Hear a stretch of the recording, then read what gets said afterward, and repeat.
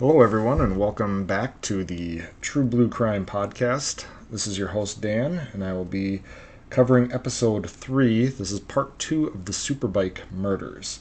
So, just getting into the podcast itself here, I just want to mention this is, as I said, episode 3. So, if you have not listened to episode 2, that is part 1 of the Superbike murders, you may want to do that. They will stand somewhat independently as I'm covering a different series of crimes, but it'll be better if you listen to them in order, and then I will tie it all up with discussion of the suspect in part 3 of the Superbike murders. But as for now, we're going to be doing the Superbike murders part 2. I want to thank everyone who has liked and followed my Facebook page at True Blue Crime Productions. The website for the show is truebluecrimeproductions.com. And if you have the capabilities, please support me at Patreon at True Blue Crime Productions. Any and all support is greatly appreciated. I do want to take a second to thank someone identified as Tactical Lumberjack for leaving a 5-star review and an amazing rating on Apple Podcasts. It is great to see that the work that's being put into this podcast is being enjoyed by people. So I did also this morning, I was able to release this podcast onto all of the major podcast platforms. So if you have a friend that listens to true crime podcasts, you can mention True Blue Crime to them. I know there is a older version of True Blue Crime. It looks like it was an Australian show that stopped making episodes back in 2021, I want to say. So if they find that, it's not going to be me, but True Blue Crime on all the major podcasts. And people can find me there and rate, review, listen, follow.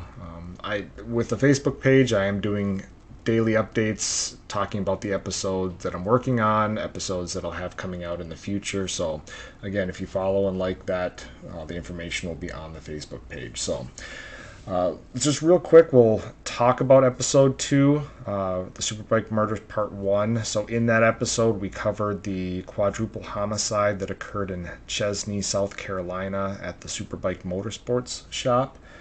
That was again 2003, and so as of the episode, or the crime that we're talking about today, which occurred in 2016, there's kind of a 13-year lull there in the investigation into the Superbike murders. So we're kind of fast forwarding in this storyline to 2016 to talk about the case that broke the Superbike murders case. So we're going to be talking about August 31st of 2016 in the town of Woodruff, South Carolina. So there are going to be 4 victims again in this case, just like Superbike murders. However, this is going to be 3 homicides and 1 surviving victim. So we'll just cover the victims real quickly, just so we can, when we talk about them later, we're going to know who we're referencing. First victim is going to be Charlie or Charles Carver. I saw his name displayed both ways in different news stories, so I don't know if he goes by Charlie or Charles, but I'm going to refer to him as Charles for the rest of the episode. He was 32 years old. Then there's Kayla Brown, who's 30. She's the surviving victim in this case. And then Megan Coxey, who's 26 years old, and Johnny Coxey, who's 29 years old.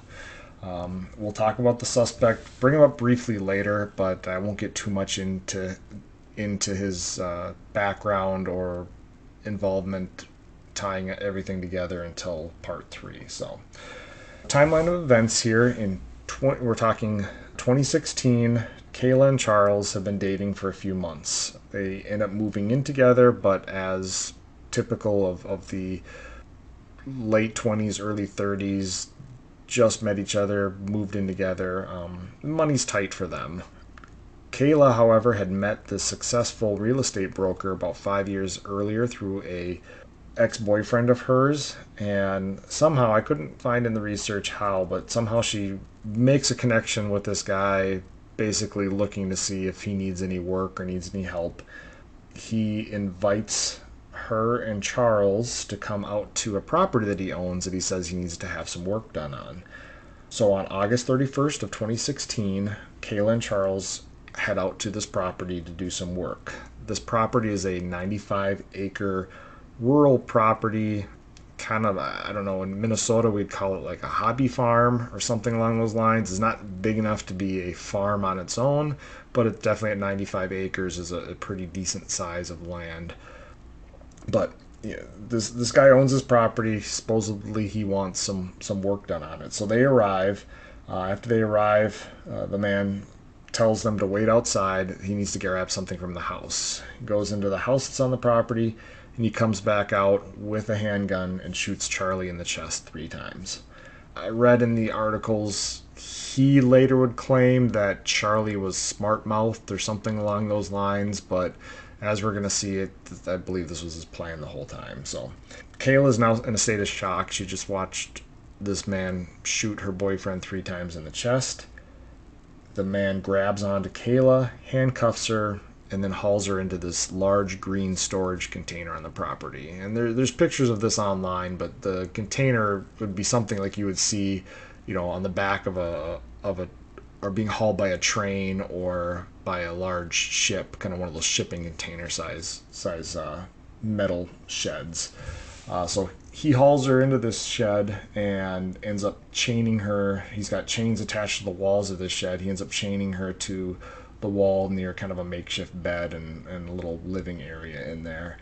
And this begins, I guess her nightmare began when Charles was shot, but this begins a long-term nightmare for Kayla. So it's not going to be long before friends and family are going to wonder what happened to Kayla and Charles. First off, Charles' mom, who he has a very close relationship with, she begins or continues to text him, I'm assuming, on August 31st and is not hearing back from him. So by the next day, September 1st, she's already going to be reporting him missing because she can't get a hold of her son, and this is not like him at all.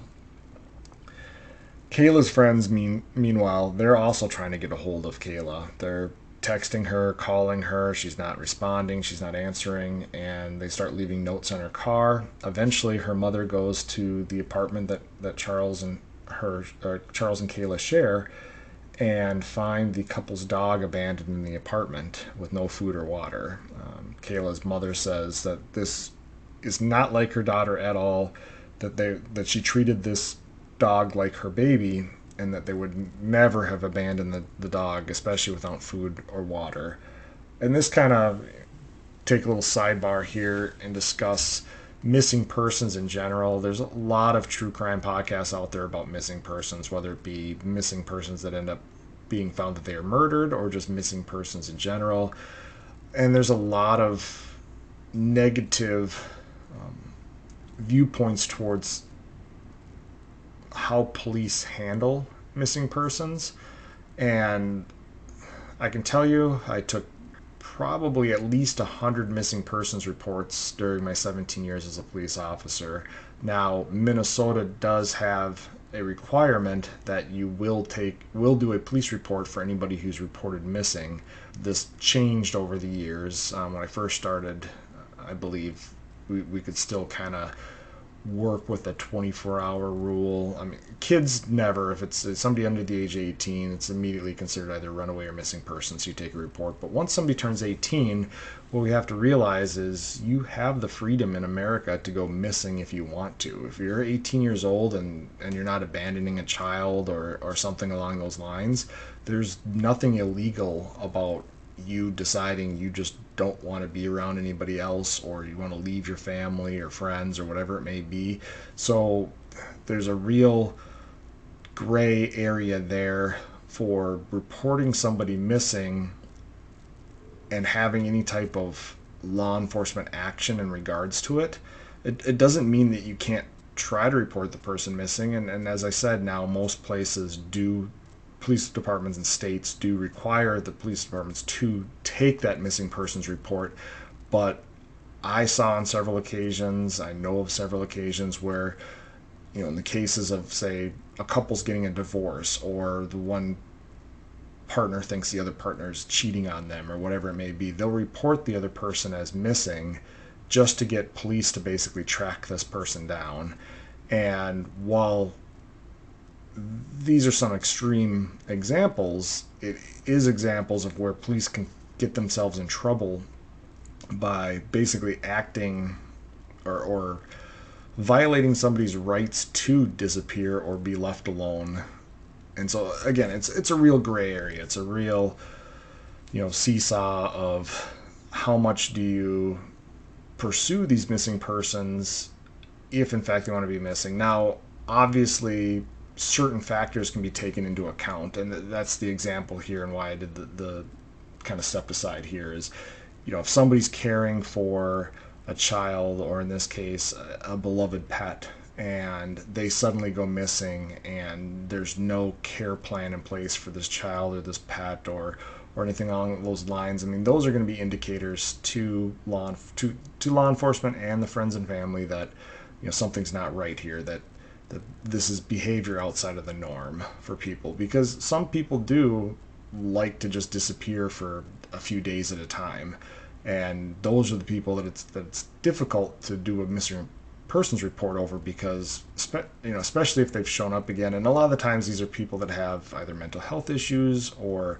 drug or alcohol dependencies or both, and it's common for them to kind of disappear for a few days at a time and then reappear back to the family, and those are the ones that are tough for law enforcement, I should say.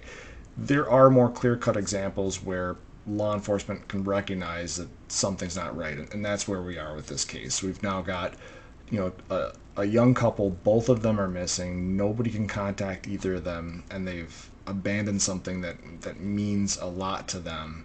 And so law enforcement is going to take this seriously, but in this case, they're kind of stuck not knowing where or how this couple disappeared.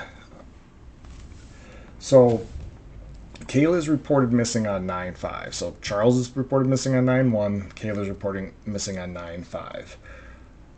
The case is going to get even more strange, because shortly after they go missing, bizarre Facebook messages and posts begin appearing on their Facebook page.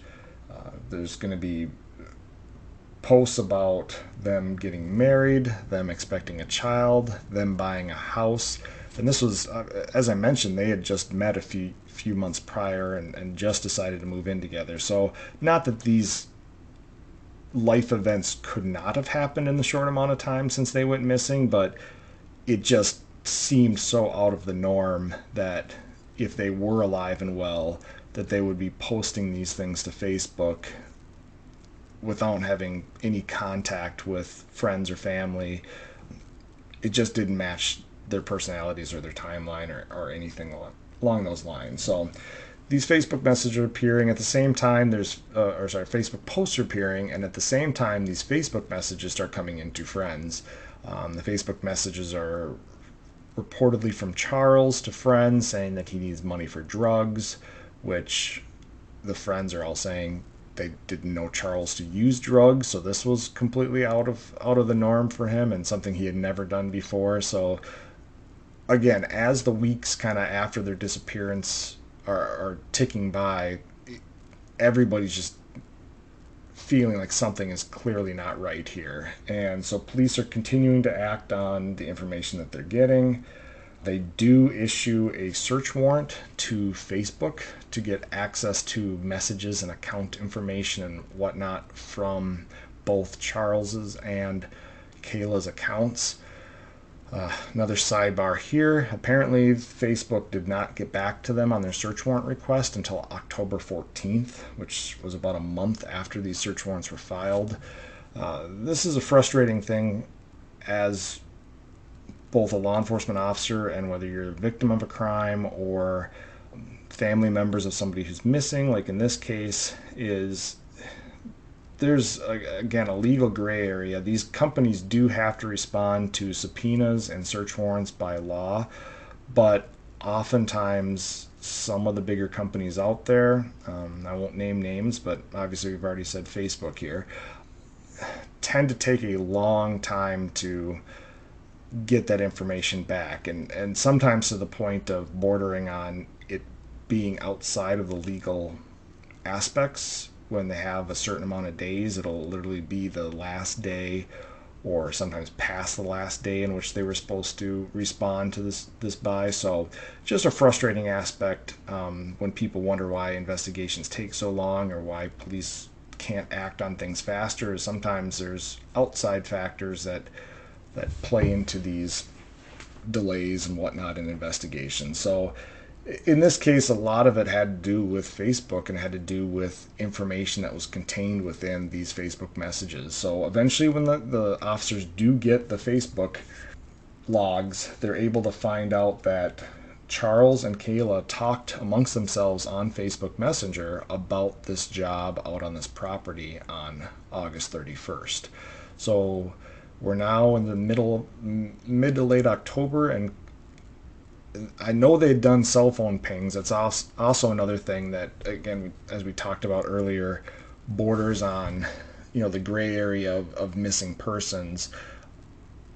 Police officers are not supposed to ping cell phones of somebody unless there's a declared emergency of some sort. That person is known to have medical issues, something along those lines. So the fact they're able to get cell phone pings from this case is good, but also cell phone pings are not always super reliable when it comes to the actual location. It's gotten better over time, but this is 2016, so this is 7 years ago. I can remember getting several cell phone pings that would just tell me they're within 3 miles somewhere southwest of a cell phone tower, or I might not even get a direction. So a 3 mile radius of a cell phone tower. Well, if this cell phone tower is in a populated area, 3 miles might include 50,000 people and 10,000 buildings. So again, I don't know how exact. I think I saw a later on map of where they believed these cell phone pings were coming from, and it was a rather small area around this town of Woodruff. But again, this is a ping showing the last location that these cell phones were accessed, and that does not mean that Charles and Kayla are still there. That does not mean that they didn't turn their phones off, or somebody didn't turn their phones off and move them. And when you're talking about a large area, it's going to be difficult to use just a cell phone ping to actually physically locate someone or something. So basically, everything is pointed towards this property somewhere in the area of Woodruff. They've got the Facebook messages now saying that they were going to go to this property. They got the cell phone ping showing them in that area roughly on the day that people have last seen them. So on October 18th, a few days after they get the results from the search warrant, the detectives from the area in which Kayla and Charles were missing from head up to this area of Woodruff to work with local investigators there on the missing persons case. They've got the cell phone pings, and they also had, at this point, I found in the research, a third-party tip saying that Kayla would be found buried on a 100-acre property. Now, in looking at this area on the map, it looks pretty rural, so I'd assume there's a lot of 100-acre properties, but according to the research, investigators kind of, I guess, narrowed it down to only this one. It was a 95-acre property that fit the description of where this third party was saying that Kayla would be found. So they did an aerial search of the property, and I don't know if this was done with drones or helicopter or airplane. It just said they did an aerial search looking for Charles and Kayla left in Charles' car.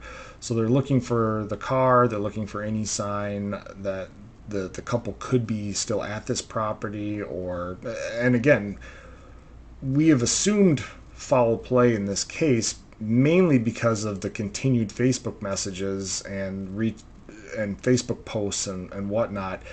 Oftentimes we can have a couple or an individual go missing. They can park their car somewhere And just because their car is found, that doesn't mean that they are then suddenly found. A lot of cars are found abandoned, and the person is never seen from again. So they're looking on this property, hoping to find the vehicle, which would then give them a reason to get access to that property. And eventually, though, even without locating Charles's vehicle, just with the third-party tip they had, the cell phones, and the Facebook messages between Kayla and Charles, investigators felt they had enough for a search warrant for this property. So they write up and are granted a search warrant for both the owner's home, which is in a separate location. This is kind of a hobby property for this owner. So they write up a search warrant for the home and then for this property, and they execute that search warrant on November 3rd of 2016.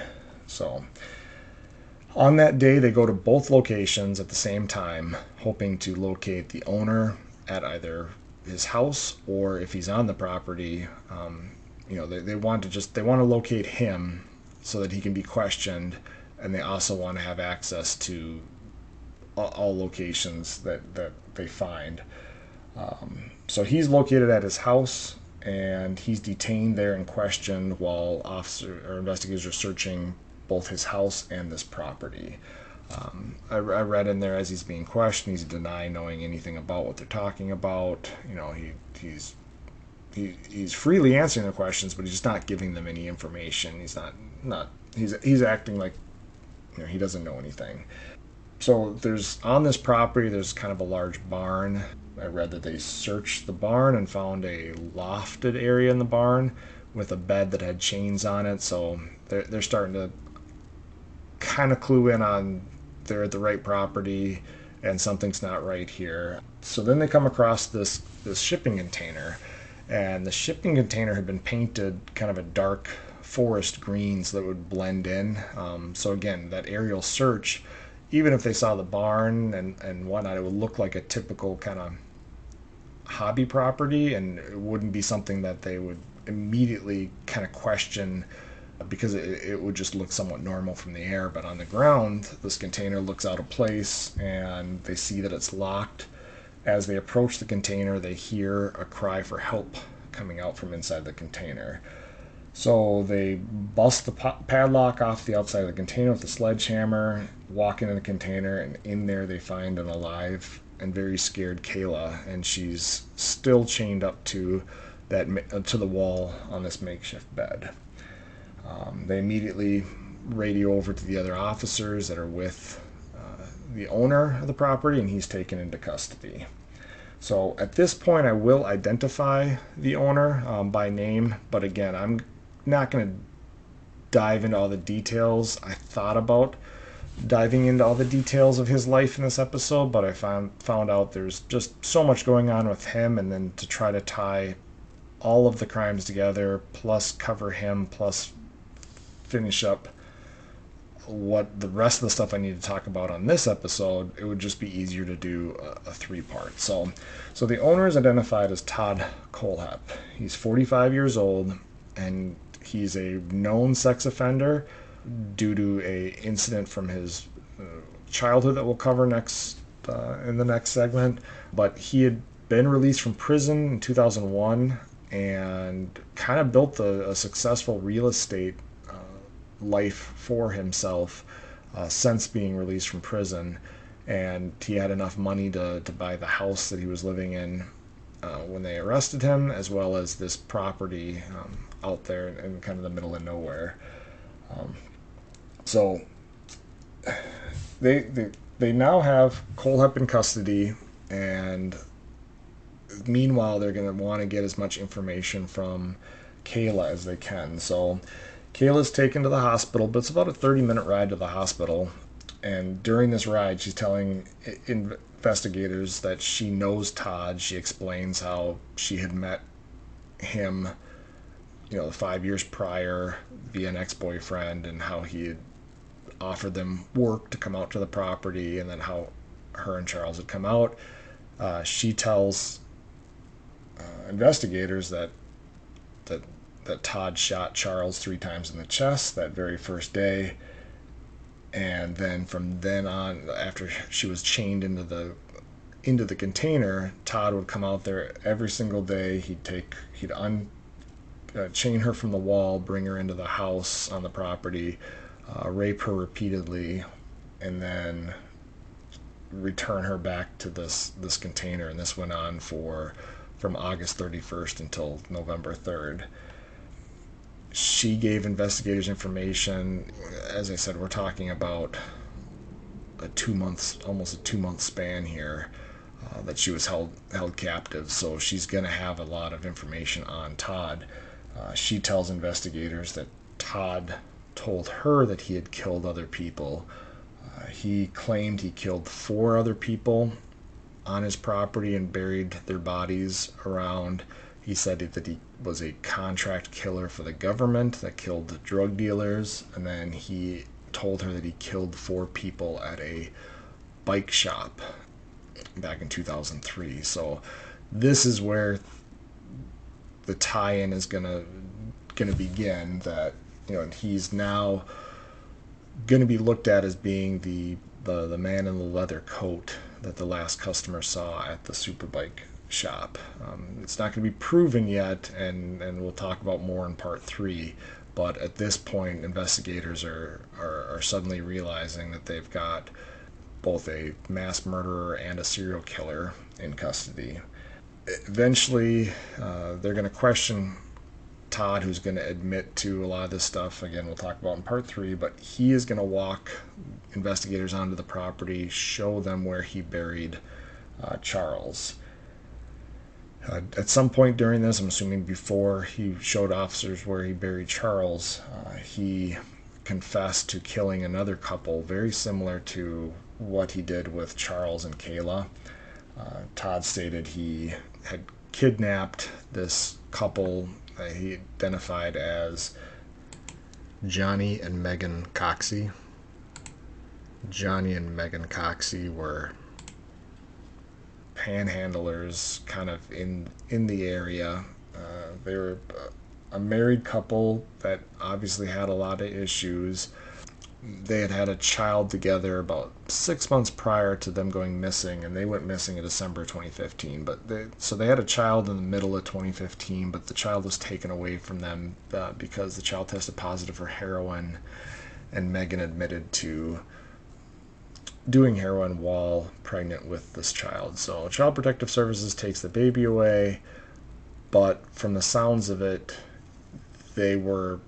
although they had their issues, they were not, according to friends and family, people that were going to just disappear. So in December of 2015, Megan contacts her mother from jail, arrested on some charge, and wants to be bailed out because she's working and wants to continue to work and provide so that she can eventually get their child back.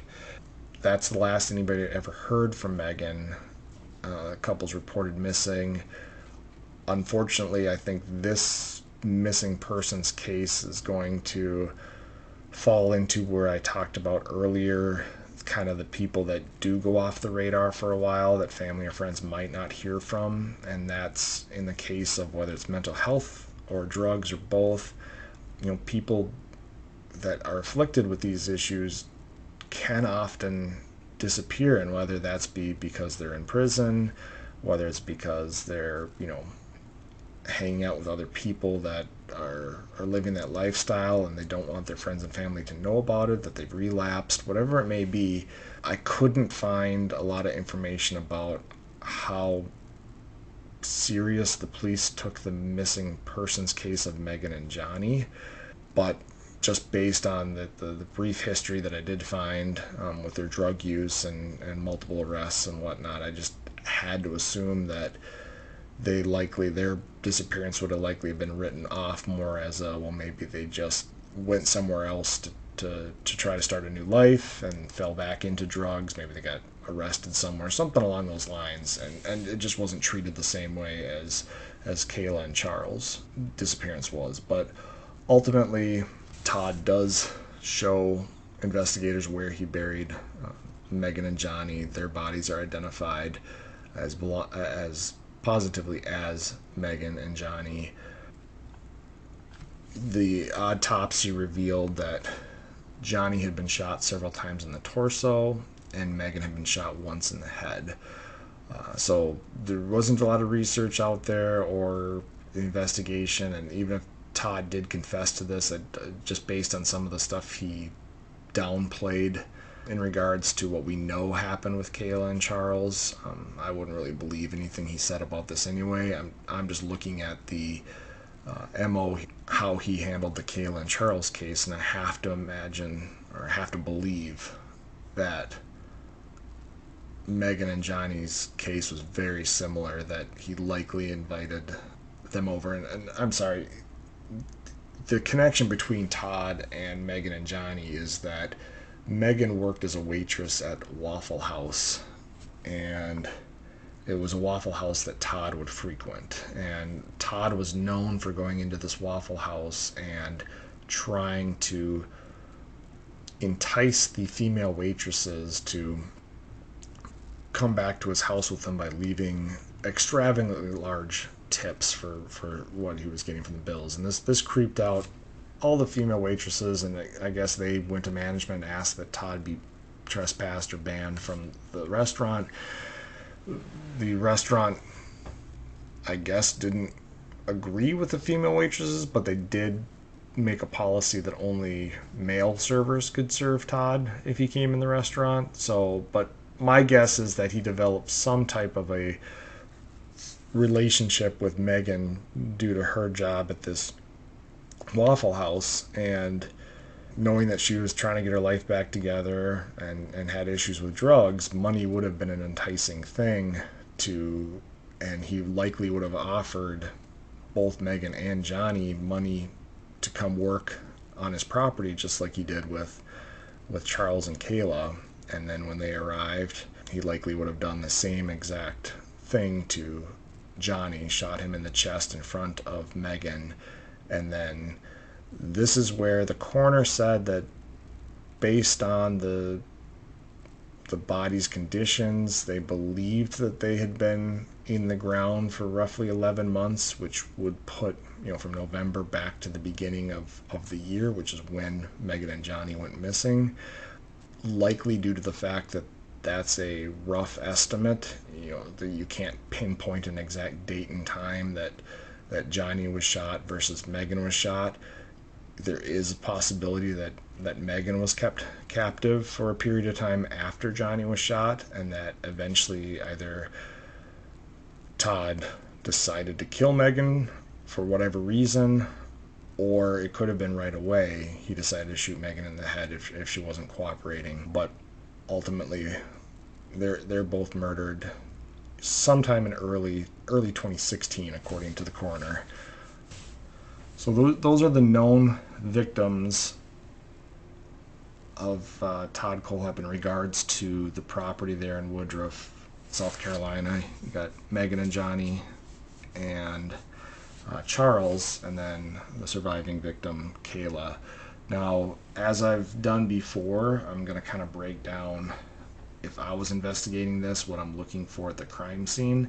This is a little bit different than Superbike and some of the other crime scenes we're going to see, because this is not a whodunit. It's pretty clear cut at this point, and I believe Todd has even confessed rather quickly after Kayla is found. I mean, we've got a survivor, thankfully, in Kayla that is able to identify her attacker. She's able to identify, he shot Charles right in front of her, so there's not going to be a whole lot of whodunit in this case to a certain degree, but that does not mean that there is no need for crime scene investigation here. Many suspects, once they get a defense attorney, once they get a taste for prison or whatever it may be, turn from very cooperative people in custody to very uncooperative, or they're going to make the investigation as difficult as possible. So when I look at this, you've got, I'm sure Todd's house, there's going to be some evidence there, especially, I'm going to get down into the computer forensics aspect of things. clearly somebody had access to either their phones or at least their Facebook accounts. So there's going to be evidence on some form of electronic communication device that Todd possesses that's going to show logins to their Facebook accounts, that making these posts, sending these messages, whatever, after we know Charles is deceased. So really this case is going to come down to finding evidence to just kind of confirm everything that Todd has confessed to and that Kayla is providing in terms of information for the police.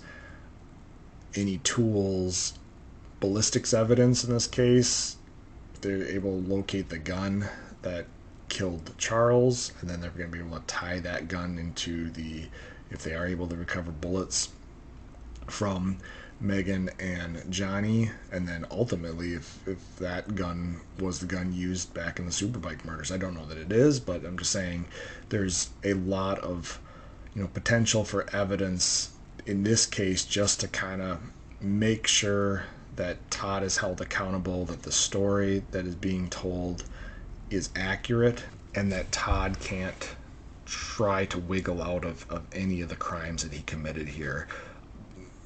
False confessions is a serious issue in law enforcement investigations for reasons ranging from somebody wanting the notoriety to mental health issues to rewards given for confessions.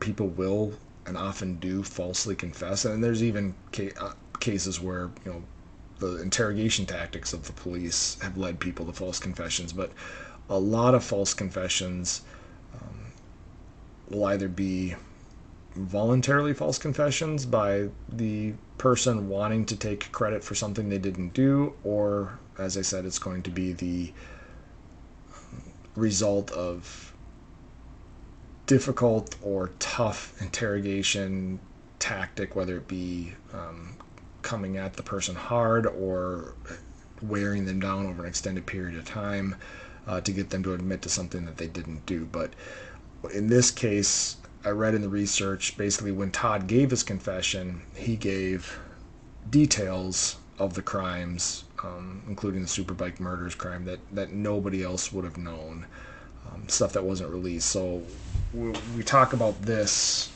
it's kind of what we call holdback information, or parts of the investigation that is not released to the public or the press or anything along those lines. And the only people that would know a certain aspect of a crime would be the investigators, crime scene technicians, and the person who committed the crime themselves.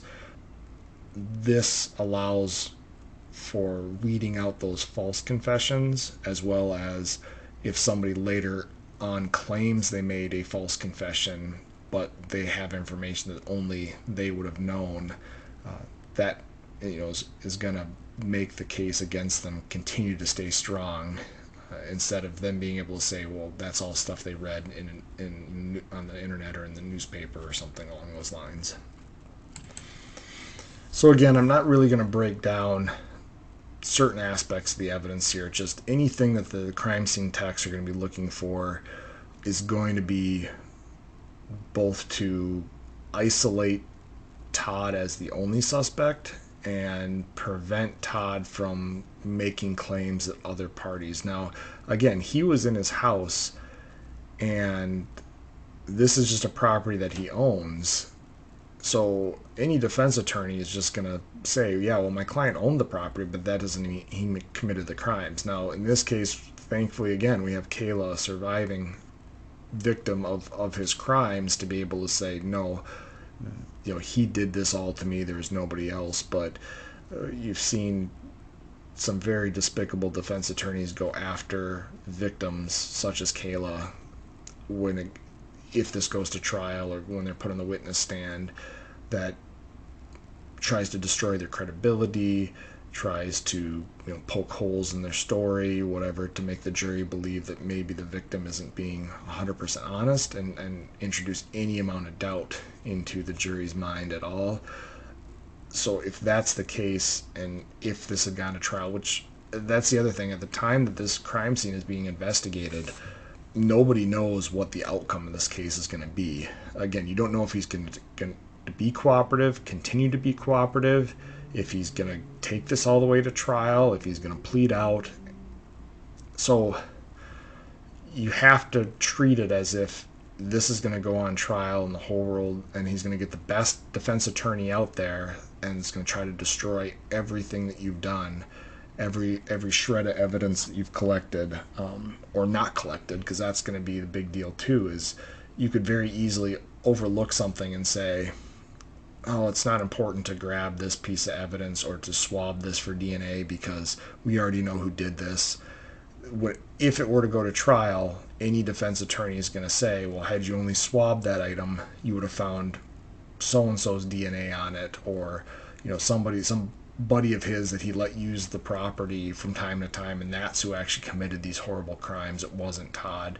So just because you've got somebody in custody and they're appearing to be cooperative, every crime scene has to be treated the same. And so I'm assuming in this case, again, that was the case, that they did treat this crime scene accordingly and looked for those items and collected the evidence that I talked about. So going back to episode 1, I mentioned each of these stories. If I get a chance, I'm going to try to highlight the good things, the heroes or whatever of this story. And in this case, I mean, it's clear cut that Kayla is the hero of this story, that her actions, as we'll talk about, probably saved other lives. So she did what she had to do to survive, and I'm not going to say I have any inkling or idea of everything that she had to endure and how she got herself through that. Just pure will to survive, and hopefully survive so that justice can be served on this monster. She could have easily given up, I'm sure if she decided either I can't do this anymore and had tried to take her own life some way, if she had decided she couldn't do it anymore and she tried to fight Todd and he killed, she knew she would be killed, or if she tried to escape, she realized she probably likely would have been killed. So I mean, if she wanted it to end, I'm guessing she could have made it end, but her will to survive, her will to seek to make sure that this guy was brought to justice, 2 months of being held in captivity, to be able to do that, like I said, I definitely give her a lot of credit as a person for being able to do that. Just some highlights. She did go on Dr. Phil and kind of told her story with Dr. Phil. While she was on there, she told her that Todd had told her that he killed Charles in front of her because doing so he believed would make her more submissive. So basically, Todd's admitting that he probably could have pulled off the crime without Charles even being there, without Charles having to die. But not only is Todd trying to make her more submissive, I guess psychologically too, I think he's trying in a way here to tell her that Charles would still be alive if it wasn't for her. I mean, it's just another one of those, you're getting destroyed emotionally, physically, and everything like that, and he's playing mental warfare games with her as well. He admitted as much too. I guess Todd told her that he hoped that after a certain amount of time Stockholm syndrome would set in and that they could be happy together. So as crazy as that sounds, I know Stockholm syndrome is a real disorder that people can suffer from after going through traumatic experiences, but it's not something that you can just will into somebody, as Todd was trying to do. The circumstances have to be right, and by that I mean the correct person, the correct circumstances. There has to at some point be a feeling of sorrow, or like the person that is the captor is has some level of human decency to them. And as we've discussed what he's done, Todd is not that person, so that was never going to happen.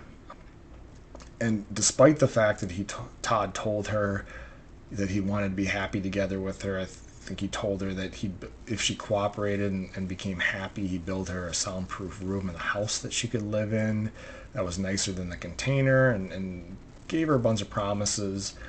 And ultimately, though, when Todd led investigators to Charles's grave, they located right by Charles's grave was another freshly dug shallow grave, and they believe that Todd was likely days, if not as close to as hours away from killing Kayla, burying her in the grave. And had that happened, I'm not saying that investigators wouldn't have come out and found evidence of his crimes, because the way the timeline worked out, obviously, even if he was hours away and had she unfortunately been killed, they were still going to discover the stuff they discovered that day either way. But it's just another example of how sick and twisted his mind was, that he was offering her, forever happiness while he had plans to kill her and likely start over again with another couple and do the same thing. They did find Charles's car on the property. It had been driven kind of into this ravine area. It had been spray painted so that it was kind of matching the ground cover there, and then covered in a bunch of twigs and leaves. So the aerial search wouldn't have seen it based on how it was camouflaged. Again, he was going to be located. This property was going to be found. It just, thankfully, it was done in a time that Kayla could survive this horrible incident. So thankfully, Kayla did receive a $6.3 million settlement from Todd's estate. I have to imagine that he was successful with his real estate. I can't imagine that he was $6.3 million successful, but I mean, anything is gonna help her heal, as much as she can, to move on, as much as she can from this terrible incident that she went through, and the loss of Charles and all that. I said I can't fathom what she went through. I can't imagine being held in captivity and treated like that for 2 months at the hands of a monster. But she's definitely an extremely strong person, and I hope that she's able to get all the help and recovery that she can. So that's going to wrap up the crimes, both the crimes in Woodruff there and the Superbike murders that Todd is Todd is responsible for. And like I said, there's a lot to get into with Todd himself, and I didn't want to try to rush through that to fit it into the last few minutes of this episode. So I will be covering the Superbike murders part 3, which is going to cover Todd's messed up life and kind of break down some of the stuff that led him to become the monster that he is, and get into his actual motive for the Superbike murders, as well as what probably motivated him to do the stuff he did out on the Woodruff property. So I will be working on that very shortly. I hope to have that up here in the next couple days. That'll be episode 4, which will be Superbike Murders Part 3. So I appreciate everybody sticking with me through here to episode 3. I look forward to episode 4, and I want to thank you for listening, and stay tuned for those future episodes. Again, as I end every episode, I want anybody to feel like they can get in contact with me either at truebluecrimeproductions@gmail.com or through my Facebook page at True Blue Crime Productions. This is a work in progress, this podcast. I'm learning as I go. So if you have any suggestions, things you'd like to see, things you'd like to hear, whatever it may be, let me know. I'll do what I can. And then, as always, if you have the capabilities, you can support me at via Patreon at True Blue Crime Productions. I greatly appreciate that. And I will be starting to do shout outs for those Patreon sponsorships once I start seeing them come in. So appreciate that. Appreciate you guys listening, and talk to you guys later. Bye.